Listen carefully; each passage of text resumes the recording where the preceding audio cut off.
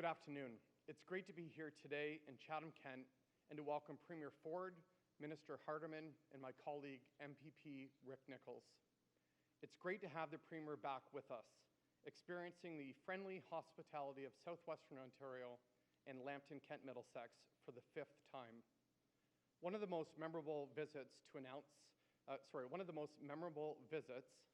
Premier Ford was to announce support for expanding broadband, a great announcement for us, and I think Ernie was here for that one too. Thanks to my colleagues for coming to make today's announcement here in the agricultural heart of Ontario and of Canada. We have rich soils, ideal climate, though during the recent heat wave it hasn't felt like it. And of course we have innovative farmers, and today's rain was very good news for them. That said, we all know the ups and downs of local weather and foreign markets. But the farmers of Lambton-Kent Middlesex and Ontario can count on our government to support them, whether with access to natural gas and rural broadband or with less red tape. Today, the Premier and Minister Hardeman have more to announce. But first, our host would like to say a few words. Neil and Colleen grow grain and raise cattle right here. They work hard, use every tool, and help feed the province and the country. It's a great pleasure to introduce Neil Craven. Neil, over to you.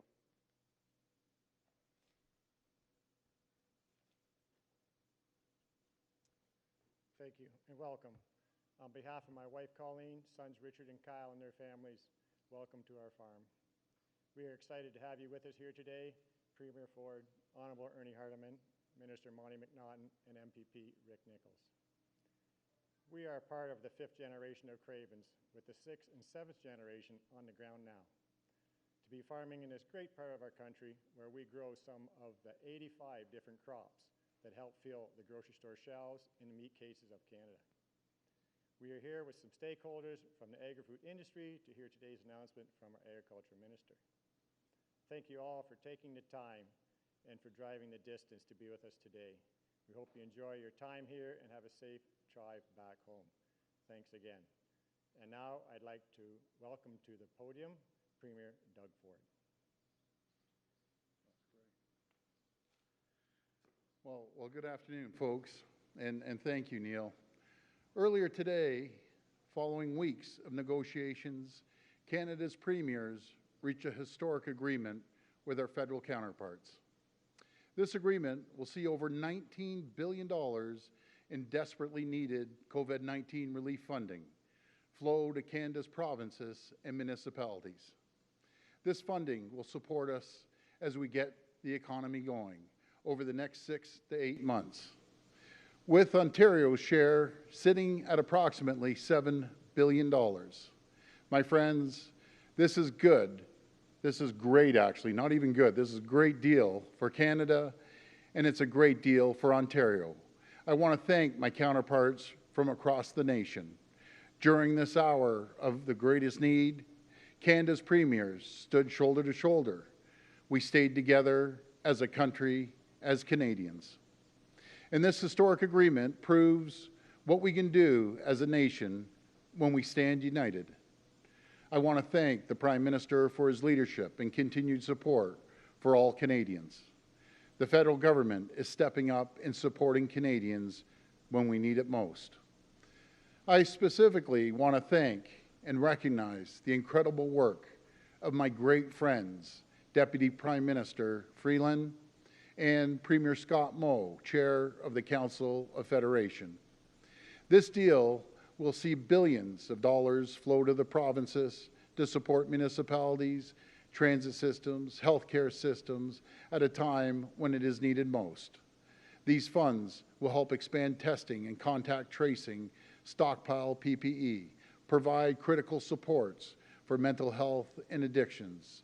They will help our municipal partners and transit agencies continue to provide critical services. And I have to thank Ontario's 444 mayors for their unwavering support throughout these critical negotiations. I want to give a special thanks to Mayor Tory for all his support during the negotiations. My friends, make no mistake, by standing united, by standing together as a province, Ontario was in a very strong position to get the deal we needed with the federal government. Again, I want to thank my fellow premiers. We have an incredible group of premiers in this country, and today's historic agreement is proof of that.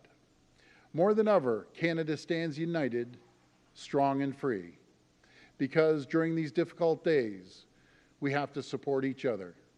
We have to make sure that every community in Ontario, every family, every worker gets back on their feet. And that's why I'm so happy to be here in beautiful Chatham with our Agriculture Minister, Ernie Hardeman, Minister of Labour, Monty McNaughton, MPP Rick Nichols, and Mayor Darren Caniff, and with the hardworking folks here at Craven Farms. Neil and his wife, they tell me this is their 6th generation, as you heard from Neil, 7th's on the ground already. So what an incredible family these folks are. And I'll tell you, our farmers are the best of the best. These people are salt of the earth. During this pandemic, dedicated farmers like the Craven family have risen to the challenge to make sure food keeps getting from farm to fork. My friends, this pandemic has been hard on all of us, but it's been especially difficult for our incredible farmers. And as a province, we should all be so proud of our amazing farmers and how they've risen to the occasion. Grain farmers, egg farmers, dairy farmers, beef, chicken, and pork farmers, and fruit and vegetable growers. They've all been working around the clock and against the odds to keep getting food to our tables. They've been purchasing PPE and taking steps to enhance safety. And when we faced outbreaks on a handful of farms, the farming sector was incredible. They stepped up to the plate. They worked with us to bring mobile testing units to farms and implement health measures that have been absolutely critical to keeping farm workers safe. And this response gives consumers confidence that when they need to pick up bread, eggs, or milk, these products will be there when they need them. That's why the moment the virus started spreading our farms, we took immediate action to protect our farmers, their workers, and our food supply chain. We expanded testing on farms. We brought in additional workplace guidance. We reassured workers that no one would lose their job if they tested positive for COVID-19.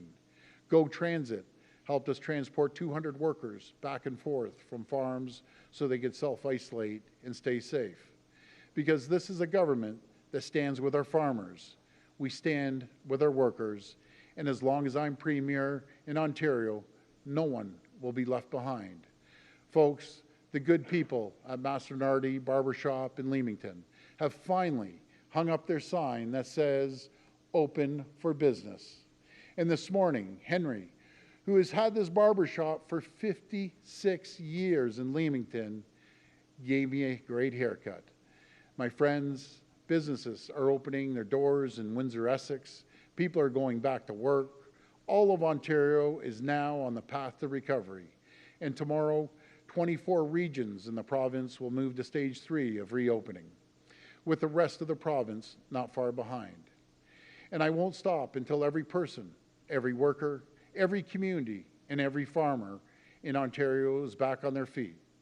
I want our farmers and our farming communities to know that as Premier, I will always, always have your back. We know this pandemic has hit our farming communities hard. They need stability, income security, and peace of mind. And that's why today I'm here to announce that our government will be providing an additional $50 million every year to our agriculture risk management program. During the last campaign, I made a promise to farmers that we would have their backs and expand this program in 2021.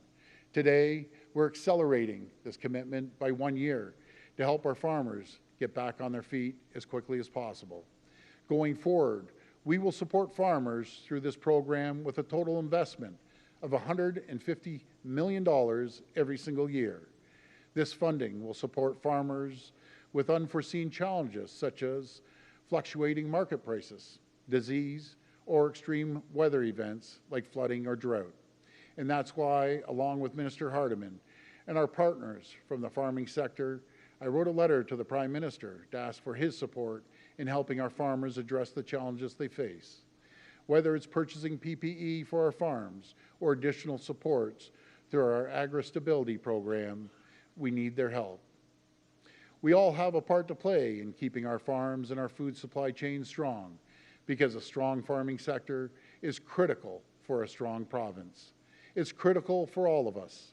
I want to thank you, and God bless the people of Ontario, and God bless the greatest farmers in the world right here in Ontario. Thank you, and I'll pass it over to Minister Hardeman now. Well, thank you very much, Mr. Premier, and good afternoon, everyone. It's great to be here today with Premier Ford, Monty McNaughton, the MPP for Lambton-Kent Middlesex, and Rick Nichols, the MPP for Chatham-Kent Leamington. I'd like to thank Neil and Colleen Craven very much for hosting us today. I also want to welcome some of the heads of some of our province's agriculture organizations: the Ontario Federation of Agriculture, Christian Farmers of Ontario, Ontario Fruit and Vegetable Growers, Ontario Sheep, Ontario Veal, Beef Farmers of Ontario, Grain Farmers of Ontario, and Ontario Pork. Today, we are at one of the thousands of farms across the province where families and farm staff are working incredibly hard to keep food on our tables. One of the most important lessons of the COVID-19 emergency is the importance of our food supply chain and how much we rely on Ontario farmers to keep it strong. Premier Ford has often referred to the heroic frontline workers who have powered our provinces through the COVID-19 challenge, and our farmers stand proudly among them.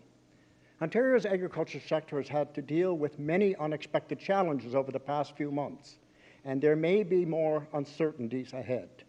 As the Premier mentioned a few months ago, that's why our government is supporting farmers facing unforeseen challenges with an immediate $50 million expansion of the risk management program.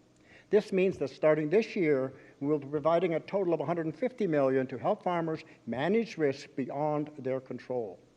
As the Premier said, funding for the risk management program supports farmers who face issues like fluctuating market prices, extreme weather events like flooding or drought, and disease.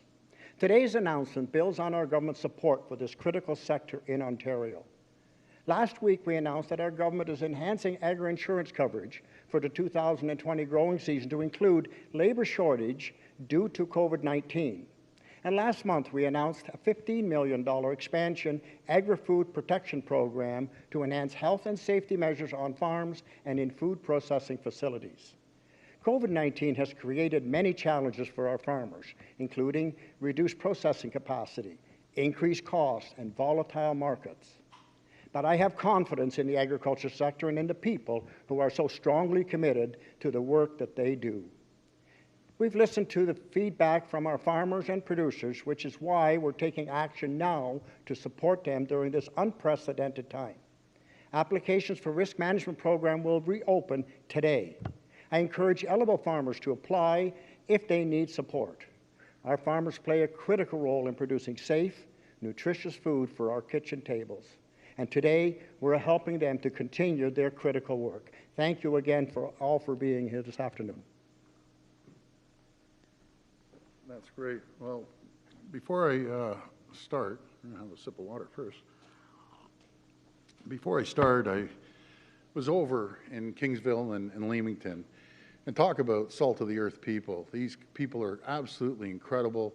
I went and visited quite a few people, and I went over to Jack's. It was a restaurant. You know, what a great group of people over there. And I want to thank Trevor and Heather from the Maine. You folks from Toronto and around Ontario, you want a great place to visit? Visit Leamington.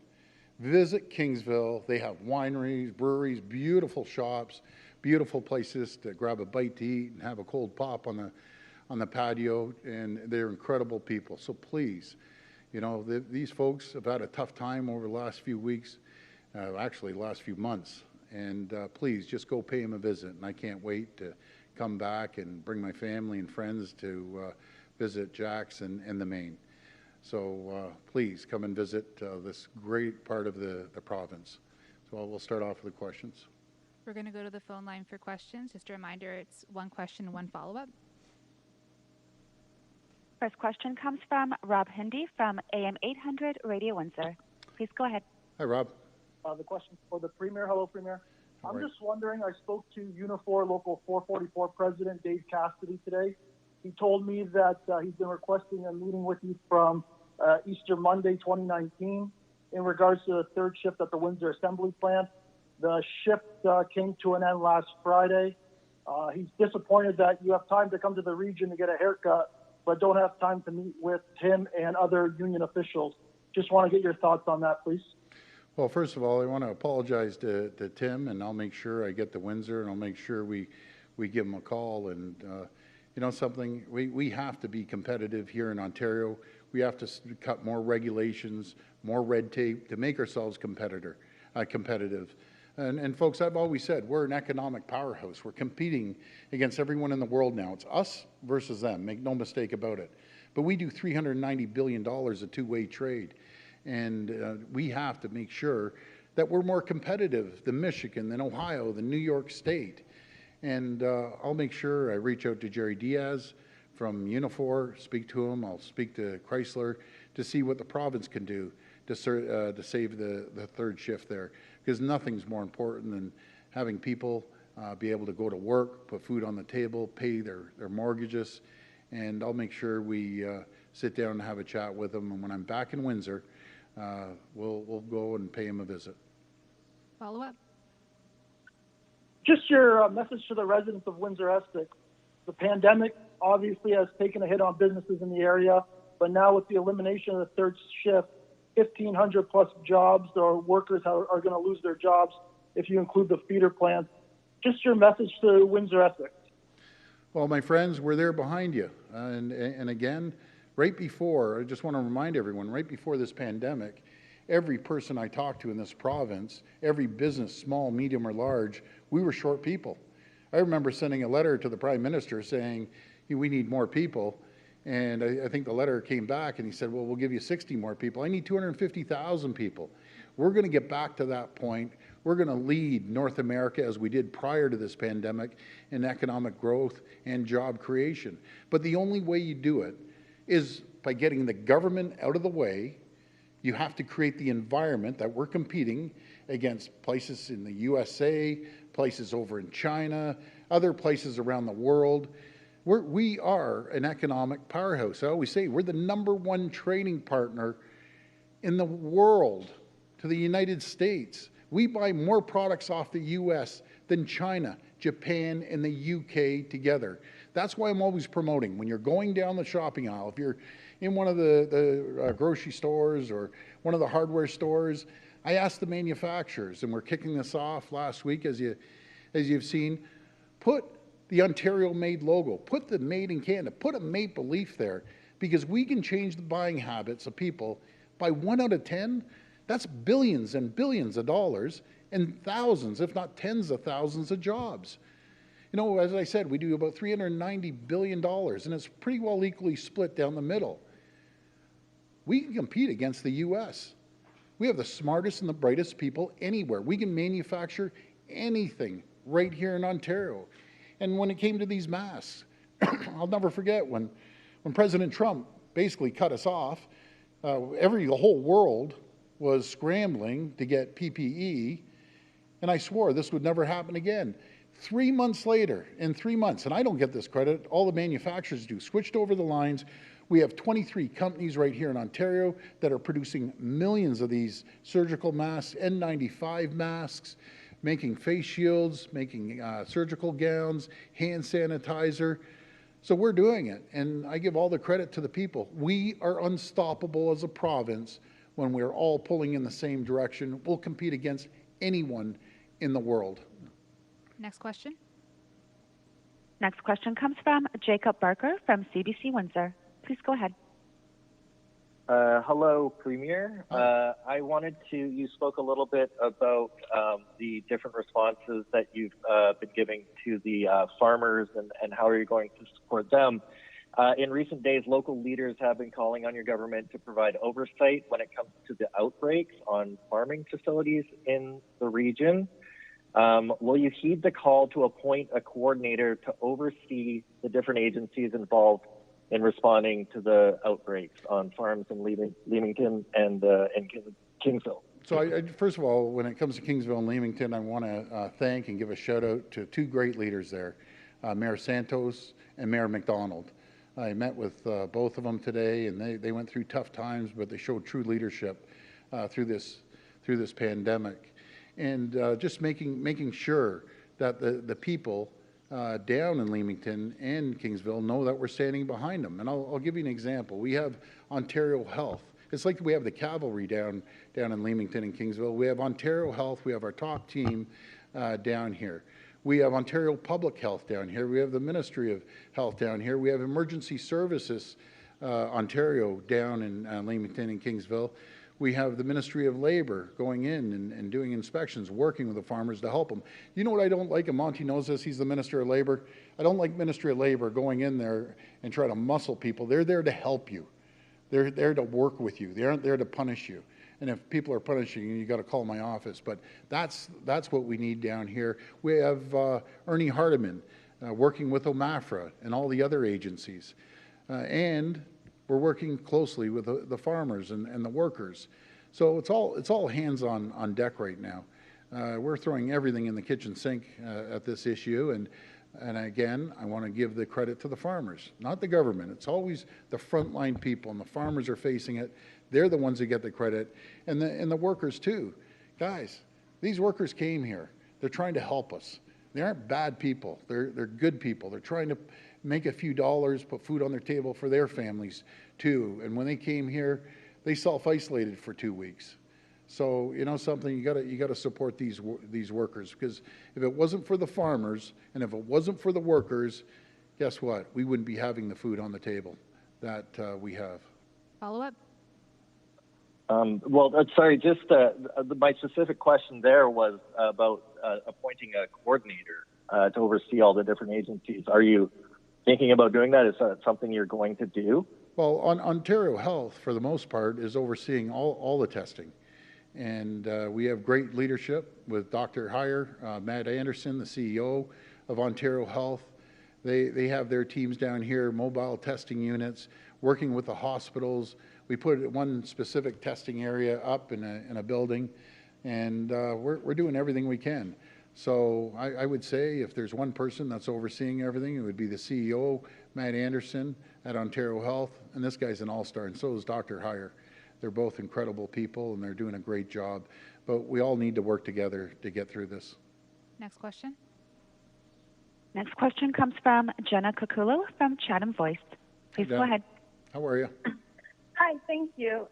So about 10% of the migrant worker COVID-19 cases came from, Chatham, Kent, and obviously migrant workers are a huge part of our agriculture sector.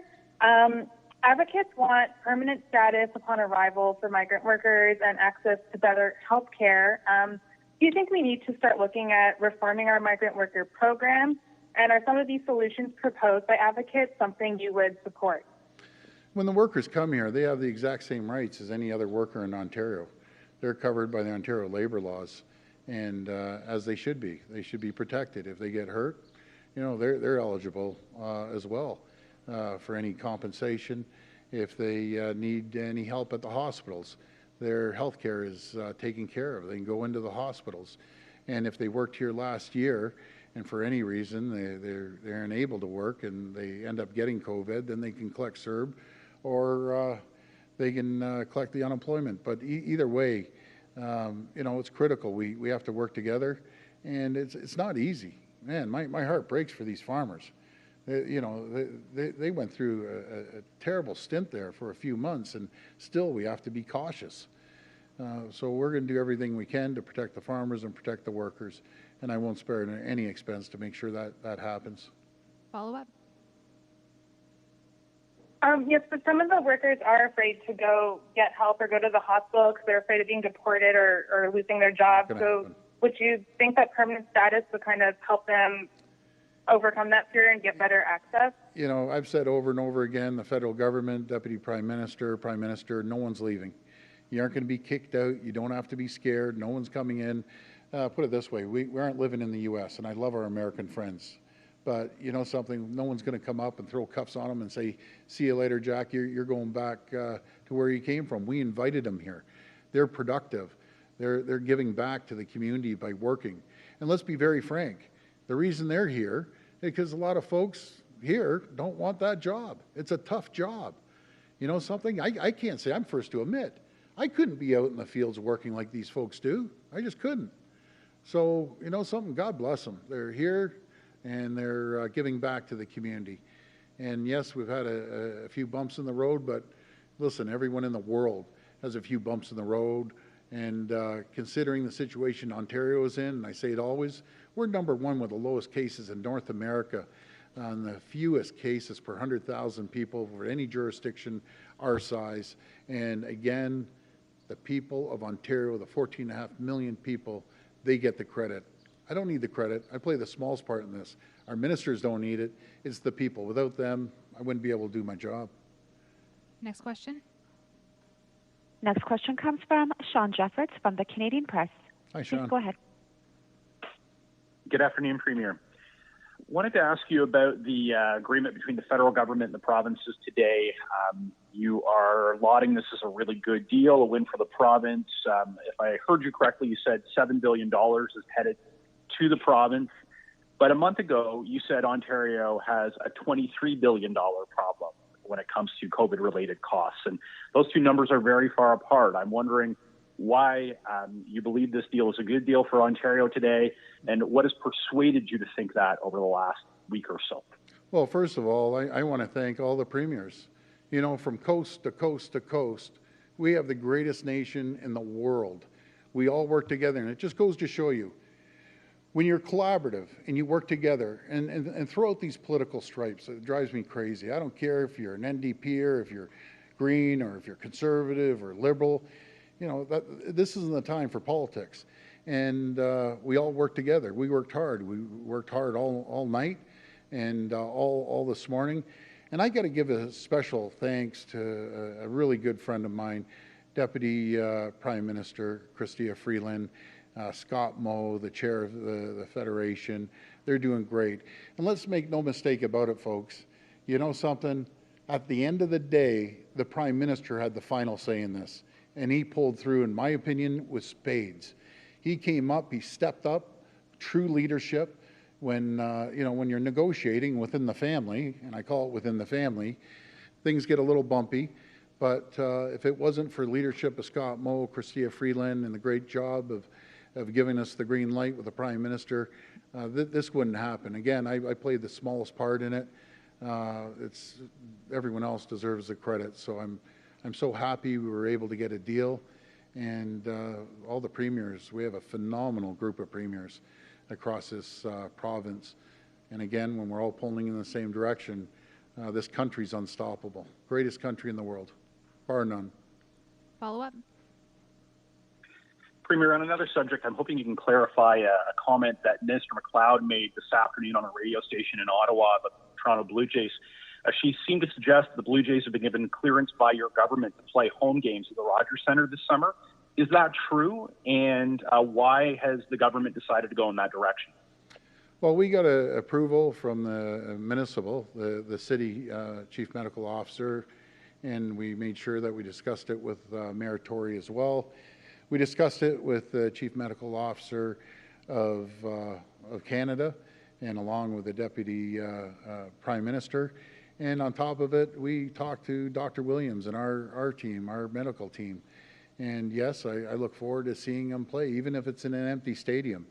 I think we need, you know, a little bit of sports back on television, and I can't wait to watch the Blue Jays, and I can't wait to watch the Maple Leafs win the Stanley Cup, because they're going to be playing here as well. But folks, have you seen the protocol? I think the Major League Baseball was 150 pages, and I don't think the NHL was far behind them. Talk about strict. They're even probably stricter than our chief medical officers, but they have great protocol, great guidelines for the players to follow, and let's hope we do well this year in both sports. Last question.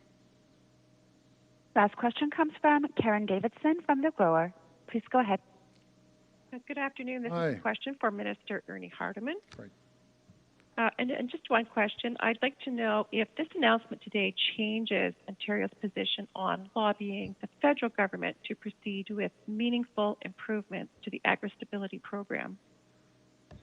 Well, thank you very much for that question, and I think it's so important to recognize that the challenges that our agriculture community is facing requires not only the support they're getting from the provincial government, but we need more support from the federal government through the Ag Stability Program. I've met as recently as Monday with the minister to talk about continuing that negotiation of how we can improve that Ag Stability Program that will help our farmers. Everyone, as the Premier mentioned, the letter we sent to the Prime Minister, every one of our agriculture community members signed that letter, all the stakeholders, that they believe that the federal government should step up and, along with the provinces, make the changes that they've been asking for in the Ag Stability Program, so it will be the protection they need when they hit times like we have this year. So, no, this doesn't mean the end of that negotiation. In fact, it means a restart of the intensive activity we will all be placing in, and that's why all our agriculture communities here to support this announcement today. We all will be working together to improve the Ag Stability Program for our farmers. Follow up? That's it. Thank you very much. Okay. Well, that's great. Again, I want to thank Neil and Colleen and the Craven family. You guys are incredible. Thank you for hosting us today, and just the community here. I just, fall in love with the Chatham-Kent, Leamington area, and especially the folks from Leamington and Kingsville. I encourage you, come and visit these great people. You can literally, in Leamington, Kingsville, maybe here in Chatham, you can drive down the street, you can buy your strawberries, you can buy fruit, you can buy vegetables, tomato, it's great. And John Nicabelli and his dad Henry, we went to Sunbright, one of the largest canning facilities in the country when it comes to tomato paste and everything. They're an incredible family, an incredible company. These are the people that I just think the world of. So thank you, and God bless each and every one of you. Thank you.